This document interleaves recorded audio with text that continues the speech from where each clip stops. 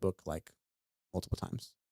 So yeah, that and then okay, so back to your question. Yes. So what really works for fat loss, Trevor? What's Yeah, bullshit? What works? yeah. So it is confusing, right? Sure. Yeah. Yeah. Do I do keto? Do I do Yeah. whatever? Get on Ozempic. Yeah. Yeah. So all mindset stuff aside, so I like to think of things, if you want to really simplify things, it's with nutrition, for example. You're looking at food quality, quantity, and timing, right? So those three elements, and it's a little more nuanced than that, but ultimately, a lot of nutrition strategies. I'm gonna bring this back to jiu-jitsu, promise. A lot of nutrition strategies fall into manipulating just one of those elements and then going all in on it. For example, fasting. Do you think that goes all in on food quality, quantity, or timing? Quantity. Timing. Timing, right? It is manipulating quantity via timing, right? So it goes all in on that, right? So it's a strategy, it's not a principle, right? Whole30, something like that, or like paleo or whatever, they're going all in on quality, right? They're saying, hey, no processed foods, no this, no that, zero fucking fun.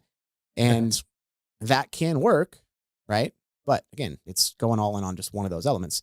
And then there's like people who like track with like MyFitnessPal, but they don't pay much attention. They're just hitting the numbers, which can work. It does work. That's where I'm at. Yeah, it does work. But not a lot of focus on quality or timing or anything like that.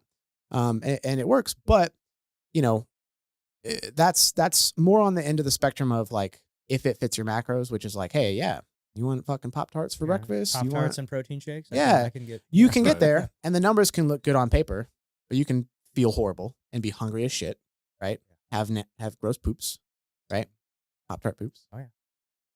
So anyways, a lot of dietary strategies go all in on one of those things. And the way I relate it back to jiu-jitsu for you, Zachary, is it's kind of like when you work with an instructor or you study an instructor and they understand, like, for example, the principles of open guard.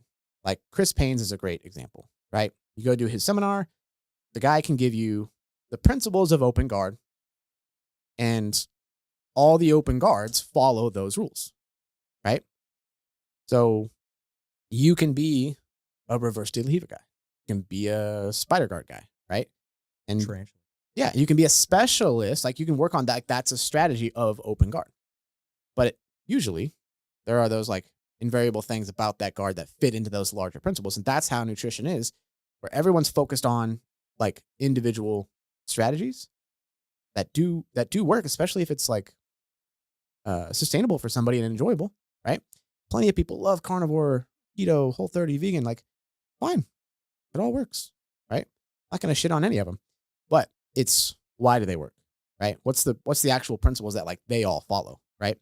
And so, the way we kind of teach it is with influence by Eric Helms, the nutrition pyramids, right? It's just like a pyramid at the base.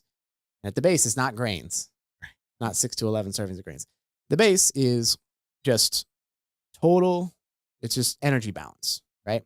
Yes, you hear it, it's played out, it's cliche. You don't like hearing it, calories in, calories out. Not that simple, right? Yes, hormones play a role. Yes, a lot of factors play into influencing those two things. But like any diet that works for fat loss, let's just talk about fat loss, right? Not talking about health, not talking about ingredients, right? Talking about fat loss. And so that principle matters most. So if I'm working with somebody and they have a metric tracker and they've got, okay, we're tracking your average calories, like you track your macros, right? So if you just said, hey, Trevor, I'm looking to lose 20 pounds. It's like that calorie column, assuming your tracking is accurate, that's going to be the number one, like big picture thing that's going to influence it the most. The biggest percentage of your fat loss results are going to come from that. Do you have to track to get into a calorie deficit or an energy deficit? No, it's a tool, right? People create calorie deficits through skipping meals and fasting, stripping out all the processed food, stripping out all food except fucking beef and eggs or whatever people like, or eating cow testicles or whatever the fuck. But if they're losing body fat, it's not magic, right? Not because they cut out carbs, not because they cut out seed oils. It creates an energy deficit, right? In the context of other things. So that's just, they've reduced the amount of calories coming in total, right? Whether consciously through tracking or unconsciously. That's important too, right?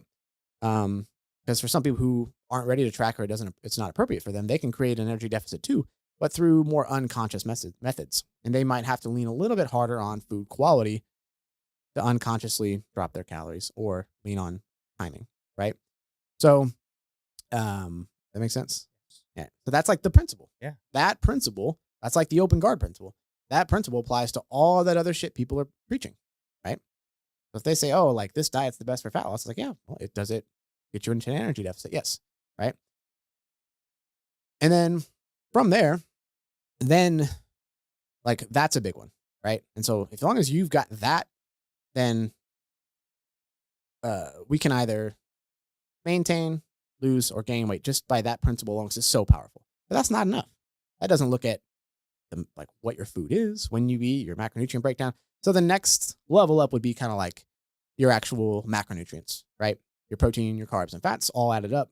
Cool. Your calories. Yeah. Yeah. And then alcohol is kind of that fourth macro, but more so for others, some than others, right? But yeah. So then that's kind of the next most important thing is if like, okay, cool. Yeah, we've got, yeah, you're in an energy deficit, but if you're having 10 grams of protein a day, like I'm pretty concerned with how hungry you're going to be. And are we retaining muscle? And are you getting much out of your training, right? How do you feel? So from there, it's like, okay, let's get like, that's most important. Calories, get your protein in order. Let's keep as much muscle as possible. Give you a chance to build muscle, right? If the energy deficit isn't too big. So like those two things matter most. And so like if somebody, comes to me and they want to do keto or they want to do carnivore, it's like, okay, yeah, if you total calories are good and you're hitting enough protein, like it's going to work. And if it's sustainable for you, feel good enough, you're not super hungry, right? You're not blowing it all the time, you're probably going to get great results. It's totally fine. Right. And so the next kind of priority is like, yes, like carbs and fats, right? And ratios. But where people go wrong there is if calories and protein is matched, then carbs and fats is like highly preferential. Doesn't matter that much, right? So anyone saying, okay, oh, you have to go low carb, you have to go like low fat or whatever, it's like, not really. Calorie matched, right? Again, that's the problem though. That energy that like energy deficit thing, it's tough because not everybody tracks, so it's hard to consciously manipulate it. That's why people start just cutting things out and doing this and that, because they're going to get that energy deficit one way or another, but it's not a conscious deficit, right? Whereas if you do track, and I'm not saying tracking's for everybody, it can be done really well though and made like really effective and not an all or nothing thing. But like what's cool about it is then you, once you see the numbers, then you can go, okay, cool. Like here's about where I maintain. So I can sit here for a few weeks or months and like I have a North Star I can return to when I don't want to lose body fat anymore, right? So then you go into the cut, you create that deficit consciously, and you can go in and out of it as you please, seasonally. Like you want to be at maintenance in summer, good, do that. You want to bulk in the winter, cool. You want to maintain, you want to lose fat in the fall and the spring, fine, right? But the problem when it's not a conscious manipulation of energy is like people start cutting things and then it works until it doesn't, right? And then they've got nothing more to manipulate because they don't see the numbers. They missed the principle, right? They worked on stuff that's higher up the pyramid, and they're missing that most important thing, right? So if you're eating keto, but you're, putting butter on everything and eating bacon and cheese and just your calories are sky high, like you're not necessarily going to be in an energy deficit, losing body fat. Right? It's all about the calories. Yeah, and so yeah, the calories, right? And then macros. And then again, carbs and fats, like it's one of those things where you don't have to go on a predominantly low fat or low carb diet. It works. People do genuinely prefer one or the other. If you're training jujitsu, if you're lifting weights, stuff like that, let's lean towards a little bit lower fat, higher carb approach. You're going to get better results. You're going to have better performance. You're going to feel better. You're probably going to get more fiber, more micronutrients in general from your fruits and your veggies and your, starchy veggies, all that kind of stuff. But it doesn't matter that much. So like one strategy is just like, if you think about it, okay, keep your protein static, get enough, don't change it ever. Get a base of fruits and veggies for your micros and your fiber. Keep those, don't change them ever. And then from there, it's like, distributing carbs and fats, kind of however you like. But one thing that works really well too is like, if you're going to have a high fat meal, make it low carb. And have a high carb meal, make it lower fat. The problem people get into when they're not tracking is it's hard to create a balanced meal that's moderate carb and moderate fat without consciously measuring and tracking. Right? It's hard. Yeah. Like people worry about carbs, but it's like most of people's favorite carbs are also paired up with fats. Yeah. They pair up with, either it's a processed food. Or, it's Yeah. French fries. Yeah. No one's going around just eating fucking bread. Right? Just you dip it in your oil, you put your butter on it at the restaurant. Like, it's same thing with like not that many people are going around just eating plain pasta. Nobody's just eating white rice with nothing on it, Yeah. Everyone's just eating bowls of white rice or whatever so like it is. That combination is like super rewarding, right? Yeah. And so in there's certain contexts, it's appropriate to like, to go for the higher calorie, the combo. But yeah, so people don't have to predominantly go with like, oh, I have to go low carb or I have to go low fat. Like you can do it kind of a meal by meal basis. You can have days where you train more, you go higher carbs, lower fat. Days you don't train as much, go a little higher fat, go a little lower carb, right? There's so many strategies like, but yeah, so you've got your overall energy balance has to be in order. Then we want to get like your macronutrients that support your goals and your preferences and stuff like that. And man, those are a lot of it, like a big base of the pyramid. You know what I mean? Sure. After that, then, and we haven't even talked about quality yet, right? Then you get into like quality and timing and like stuff like that. That's kind of above that. And then like once people get, again, whether they're tracking or not, like it's obviously way easier when you're tracking because then you can get very consciously manipulate those first two things. And people who are consciously tracking those first two things and getting them right have more flexibility on when they eat, what they eat, stuff like that. Right? That's currently they can get away more with more. So I do the tracking, do all the quality of the food and everything like that. Now it's when do I eat and what do I eat at the time. So, the biggest thing is when I'm working out. So told, hey, protein and carbs heading into the workout afterwards. And then so like towards the end of the day, trying to limit the amount of carbs I have as I get closer to bed. Yep. Vice versa. If I'm working out at night, then it's going to be, or if I have hockey or I get back into jiu-jitsu when hockey's over, it's going to be having those carbs leading up into the workout and afterwards. Yeah. So it's just, that's been the hardest part for me. Is the timing of it. And can you see how like if you had just started, if like your coach, whoever you're, I'd lose my fucking mind. Right. If they said, all right, we got to really focus on like what you eat before your workout and how many meals a day, you'd be like, fuck. It's no, like because it doesn't matter until you get those other things in order. Right. They was just tracking macros. That was the first thing. Like, hey, we're going to set you up on this. This is, I want you to track it for this long. Once you get used to tracking, then we're going to start dialing it in. Yeah. And that's basically what we did all last year. Now this year goal is timing. Yep. Exactly. So you're just working your way up the pyramid. Right. Exactly. And so, and you don't have to track. There are ways to manipulate this, but if you're not willing to consciously manipulate your food quantity, right, then you do have to lean harder on quality and timing, right? If someone says, hey, Trevor, I don't want to track, it's like, all right, cool. Well, you need to really you need to go like 90-10. 80-20 minimum, but like 90-10 needs to be like single ingredient, minimally processed whole foods that are difficult for you to unintentionally, accidentally overeat. Because if we're not consciously measuring, then we're relying on your hunger cues, your satiety. And so we have to focus on building meals that you're going to eat to satiety and stopping at a naturally appropriate calorie intake without tracking it. Right. Yeah, like tracking move. I mean, it's same. not that hard, but I'm sure there's people out there that really struggle with it, but it is. And there's more intimidating when you think about it until you actually get out the scale and you start like weighing your foods. Yeah. that's how it was for me at the beginning. It was like, wow, it's tough at first, like getting used to that. But now we pre-track. Yeah. So Exactly. going back to the time blocking and all of that stuff, knowing how my schedule is and managing that time, knowing when I'm going to work out, having that on the calendar already, so I know that that's not going to get messed up. Obviously, there's certain things. Like last week, I had a workout plan, but picked up Oliver from school early because he was sick. So that kind of ruined my chance of getting to the gym. But okay, once they were in bed, go to the gym in my apartment.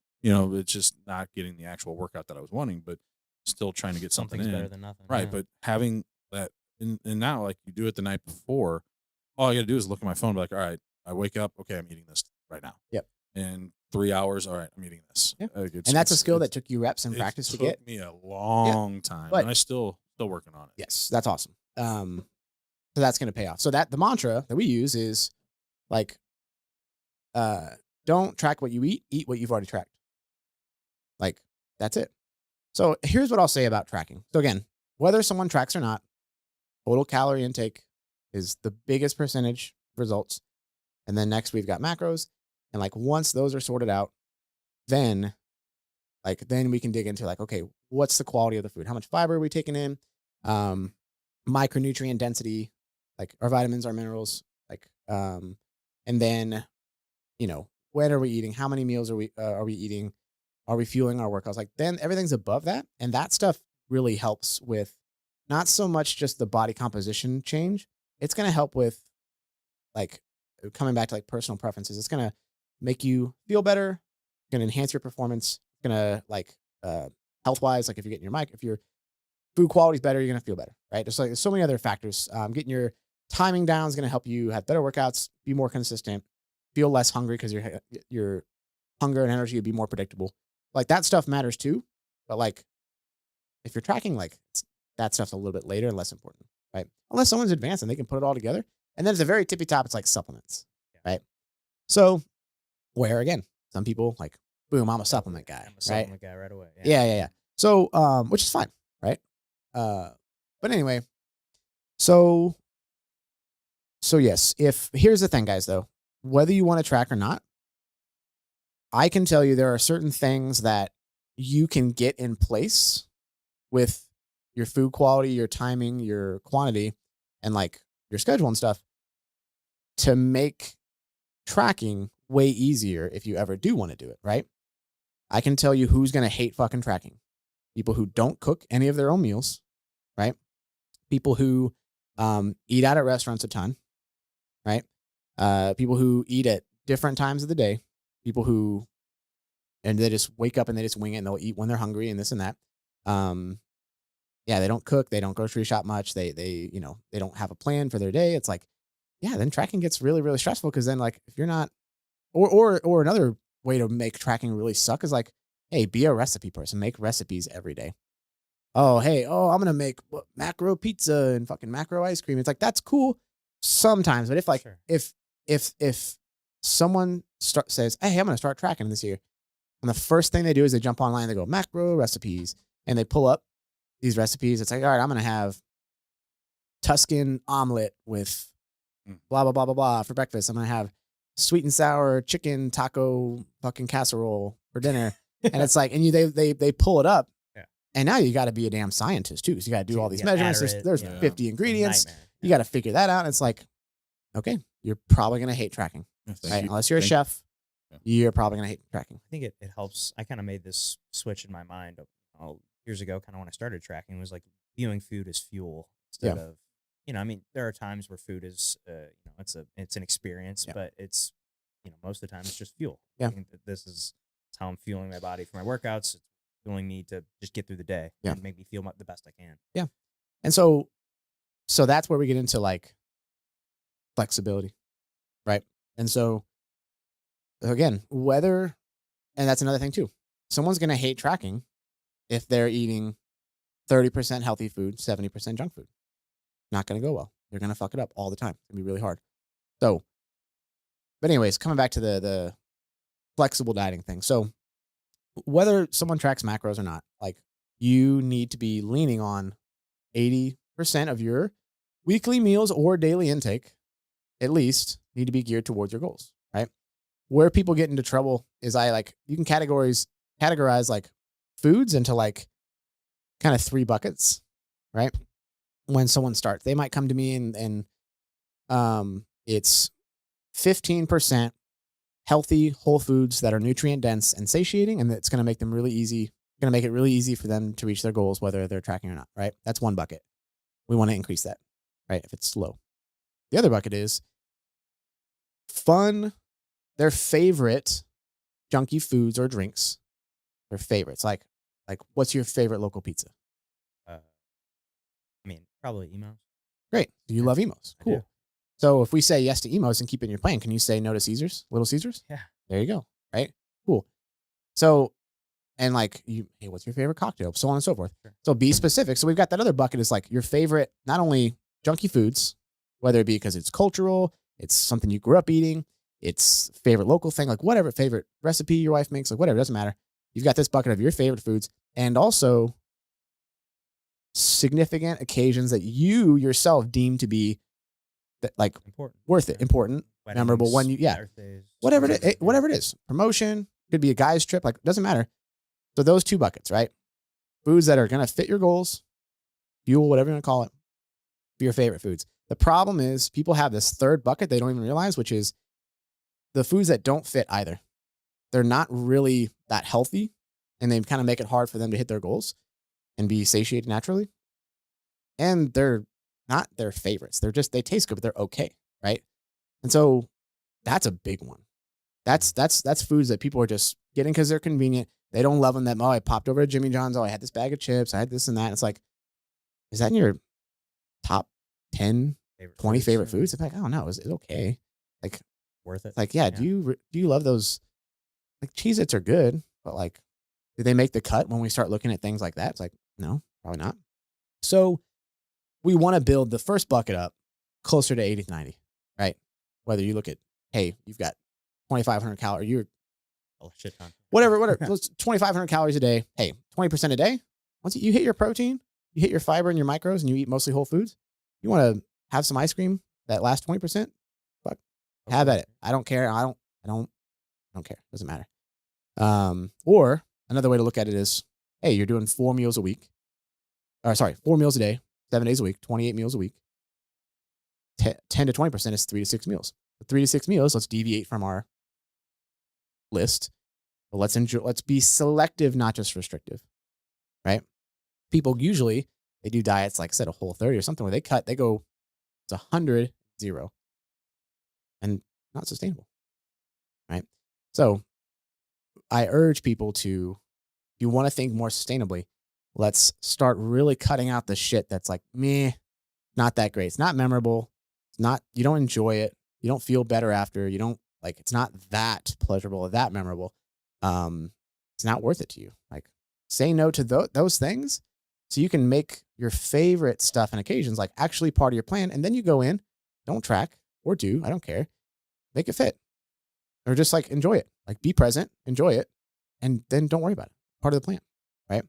So that's where people get in trouble is I'll go to a Mexican restaurant. Shout out Casamilla in St. Peter's. They're the shit. But like they've got these dippable birria tacos. Fuck, they're incredible. Yeah. They're incredible. So good. Right? And like that's right now. And your list is going to change over time. Right? That's your top. It's in your top 10. We're snobby now because we live in the city and we've been to good restaurants. Sure. When you asked, hey Trevor, what's in your top 3 or 5 when I was in high school? Olive Garden. Yeah. Once a year, especially, so it's all relative. I get that, right? For some people, a gas station pizza is like the shit, and that's fine. I get it. Everybody loves some Casey's pizzas. Exactly. Yeah. Right. That's what I had in our small town. So that's fine, right? But let's really say yes to those things, and let's start cutting out all the other shit that's just not worth it, right? So my example at my dippable tacos, they're pretty high calorie, right? They're super cheesy. And so I am going to say yes to those, and I'm going to enjoy the hell out of them. And I like tequila. So I'm going to have the margaritas. But when the chips and dip come out, they're good, right? Yeah. But they're cheap. It's fried tortillas with salt. Cheers, right? I can get it at any store anywhere. I'm an adult. I have money. I have a car. If I want chips that bad, I can go get it. So that kind of stuff isn't worth it to me, whether I'm tracking or not. So I'll say no to the chips and dip or the bread and butter. then I'm going to get what I want. And then maybe I say, hey, I'm going to have a skinny margarita, right? Because what do I want? I want the buzz. Tequila. I don't want the heartburn from the syrup. Right. So just those little changes make a big difference. Right. And I come away feeling like, fuck yeah, I have my tequila, got a little buzz. I have my favorite tacos. I'm good. Right. Just like I love Clementine's ice cream. Shout out Clementine's. Yeah. It's my favorite. Absolutely my favorite. I got no problem saying no to other opportunities that come up during the week because I know that that's part of the plan. We're going to put it on the calendar and put it in your plan. Right. That's another thing to get reps on. If you've never like planned out a junky food and made it part of the plan and gone and eaten it, like do that. Right. You put down, hey, we're going to go, hey, family ice cream outing at your favorite place, right, on Friday. And then Karen from accounting wants to go to fucking Raising Cane's for lunch on Tuesday. You'll be like, oh, no, thank you. I'm going for ice cream on Friday, right? So that's kind of how I think about flexibility. And that's been really empowering for people because there are no off-limit foods. And anyone who tells you there are is stupid unless you're like deathly allergic or something like that. So that's super helpful. And just bringing up that 80 to 90, like improving that rather than cutting out your favorites. Like let's